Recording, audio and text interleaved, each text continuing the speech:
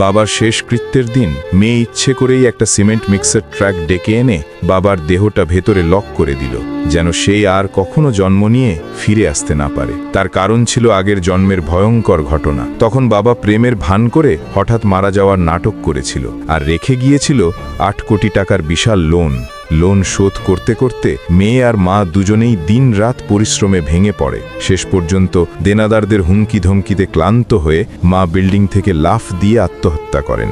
মেয়ের অবস্থা আরও খারাপ হয়। তাকে একসময় একটা বারে সার্ভান্ট হিসেবে কাজ করতে হয়।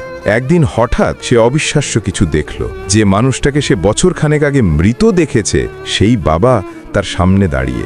মুহূর্তেই সে বুঝে ফেলল সবটাই ছিল একটা কনস্পিরেসি। সত্য জানতে চাইতেই বাবা তাকে বোতল দিয়ে মাথায় আঘাত করে। ঘটনাস্থলেই তার মৃত্যু হয়। কিন্তু শেষ নিঃশ্বাসে সে প্রতিজ্ঞা করেছিল পুনর্জন্ম হলে প্রতিশোধ নেবেই। হয়তো ঈশ্বর সেই প্রার্থনা শুনেছিলেন। সে ফিরে এলো ঠিক সেই দিনে যেদিন বাবা মারা যাওয়ার অভিনয় করছিল। বাড়িতে ফিরে মাকে দেখে সে আবেগে ভেঙে পড়ে। ঠিক করল এই জন্মে মাকে কিছুতেই কষ্ট পেতে দেবে না। বাবার ফোনটা নিয়ে একটা অজুহাত করে তাকে বাইরে পাঠিয়েও দিল। ঠিক তখনই বাবার সেক্রেটারি ফোন করে জানালো কোম্পানি দিওয়ালি হয়ে গেছে আর ওই মানুষটাকে হাসপাতালে ভর্তি করা হয়েছে।